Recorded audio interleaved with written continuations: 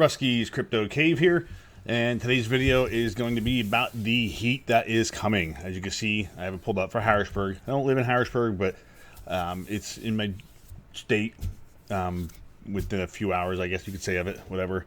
But this will give you an idea of the heat that's coming. Tomorrow's going to get to 86, 92, 96, 94, 96, 97, 90. So yeah, we got a good 10-day stretch here of 90s plus. So I'm just going to go over what I'm doing to prepare for it. It's not really a whole lot of changes, really. It's pretty much just what I'm doing with the cards themselves that are out in the shed and what I'm going to do with the clocks on them, just to lower the power usage, just because there's not really much else I could do other than maybe shut down some rigs that might end up overheating. That would be an option if they start getting too hot, because I have not repasted the CMP cards yet. That is on the agenda. Hopefully maybe I could... I'm really trying to figure out the schematics of that S37 board and which bus IDs link to which cards on the board itself. So if anybody knows that, please let me know, because I have not been able to find anything so far. Because I would like to start off with the cards that are running hot, which let's go in here, go into rigs, and... So some of the problem cards are, this guy is the worst one that gets the hottest, because right now it is 74 degrees out, and it's at the 65 degrees already. So that's just going to keep on going higher. And then this one, and that one will be the next. So I do want to start with those if I can. And then the other ones seem to be all right. Even when it does get warm up, they still stay under the 65 degrees, because I do have the fans cranking at 100%. So... those will be the start. What I may even do is just shut the rig down and just repaste every single one of them. So that's a possibility as well. But for the time being, kind of don't want to do that. So what I've been doing is I just pretty much applied Red Fox's overclocks to most of the cards. The 1660 Ti's I did not change. The 3070 Ti's I did not change. 2070s and 2080s I did not change. The 2080s may get changed as well. But I did not do that yet. I haven't messed around with them as far as with the different clocks and stuff and getting the power down. But I'm sure if I drop the core to 1470-ish ballpark, because right now they're at 1605 with the running a 5,000 watt clock and a memory offset of 1,000, only pulling around 100 and so watts. But I do have a card that gets a little toasty, which is pretty much just this one that gets the hottest. There are some other ones, which that looks like that's a Founders Edition as well, so that'll probably be a nice royal pain in the ass to take apart. Because I know the 30 series Founders are kind of a pain in the ass to take apart, to repad them and paste them, because I did all my 3080s, or just about all my 3080s anyway. So, but as far as temps will be coming down, because the power usage is down. So these were running at about 180 watts, at about 330, 340 kilohash. So the hash rate dropped a good bit, and power dropped a decent amount too, which the one thing I was going to cover is the difference in hash rates. It did it on a rig level, not a per card level, so you could kind of just get an idea as far as what the difference in efficiencies are. I could probably even do it card by card, but as you can see, hash rates fluctuate between cards, power is different per cards, so I just did it as the rig altogether. So we can take a look at that, which I believe is this one. Yeah, this is. All right, so this is what they were running at. Some of them I did not change. Some of these are just copied and pasted. Like I said, the 1660 Ti's, the 2070s, 2080 Ti's. And we do this, what I did with the other one. I made these orange-ish.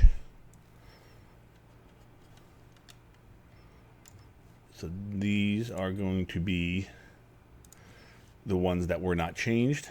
So let me change this. Yeah.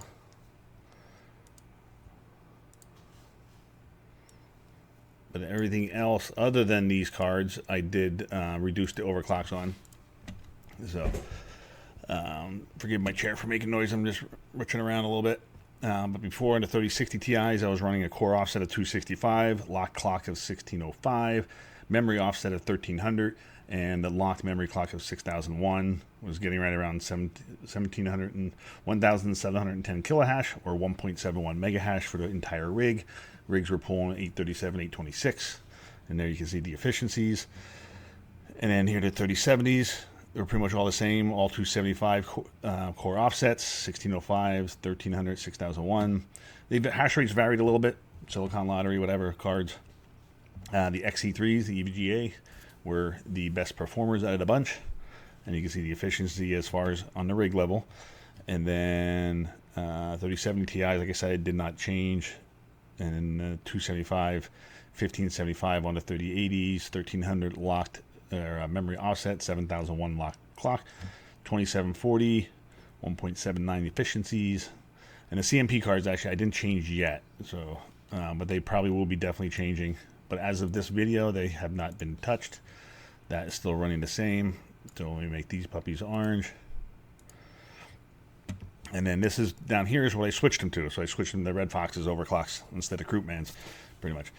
So they are slightly more efficient. My 1660 Ti's are, as you'll see the next chart, which did pop up briefly, are not much different, and you give up a whole hell of a lot of hash rate.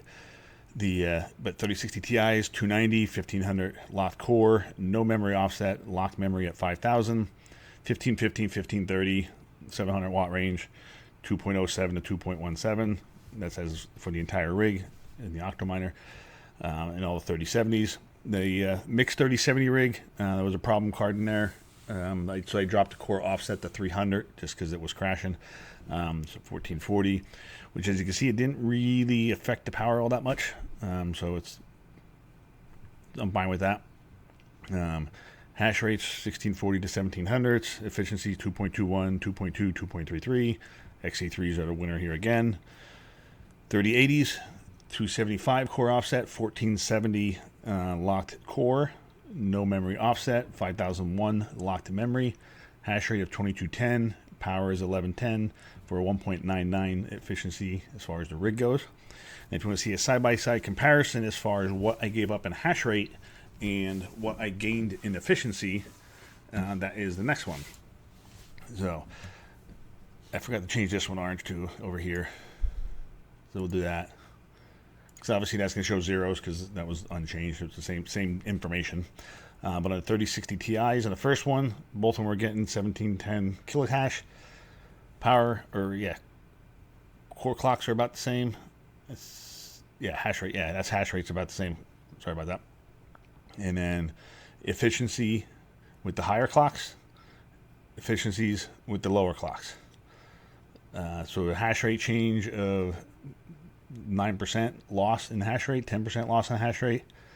And here the efficiency didn't really change all that much, which is surprising. Could have been just at the time.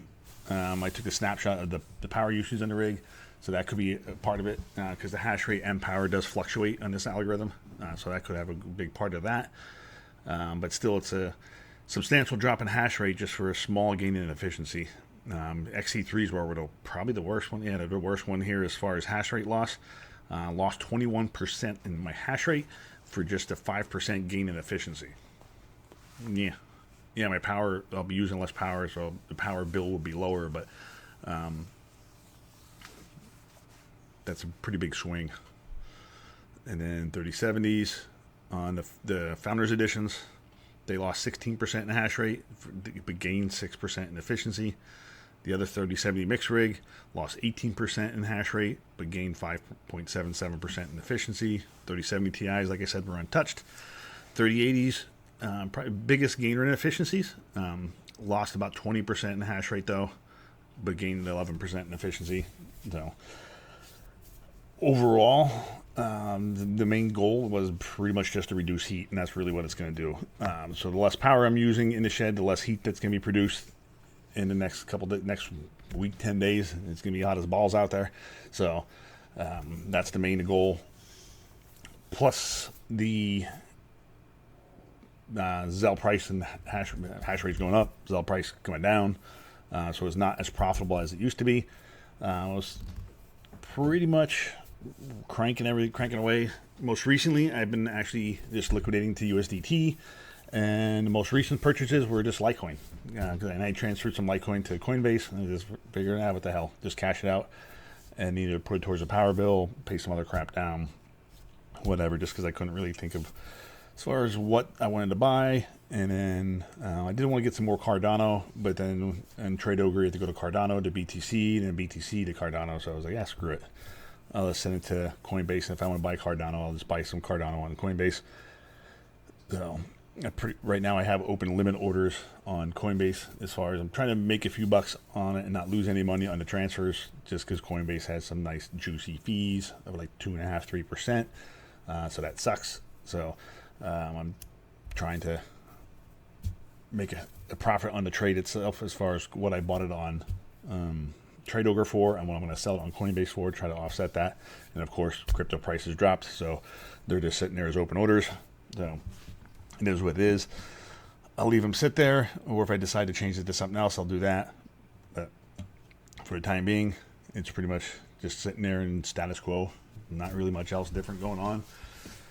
Nothing else really more interesting to mine. So I'm just still mining Xelis and selling right away. So I haven't gotten into that salad like everybody else has gotten into, just because the only good hardware I have is in the computer that I'm recording this on, and I'm not going to install it on this one, but because everything else is pretty much cheap stuff, except for the CPU rigs. I could probably convert to CPU rigs, maybe slap a GPU on those, and make them into salad rigs if I wanted to. That's probably my best bet. Just because of all the other crap I had, it's all cheap ass hardware. Just like the Celeron 4900 G4900s or 3900s, or whatever the hell those cheap CPUs were to build my open airframes, and then super cheap RAM. So they're just 4 gig sticks of RAM. So it's not going to help things. I do have probably enough RAM to build a 64 gig laying around. Convert maybe one of the CPU rigs and slap maybe a 3080 on there or something, but we'll see. I haven't messed around with it yet, but may happen, because that would definitely be more profitable than what the CPU miners are making, because they're not making a whole lot. So, but yeah, as far as that goes, well, time will tell with that. But not looking forward to heat.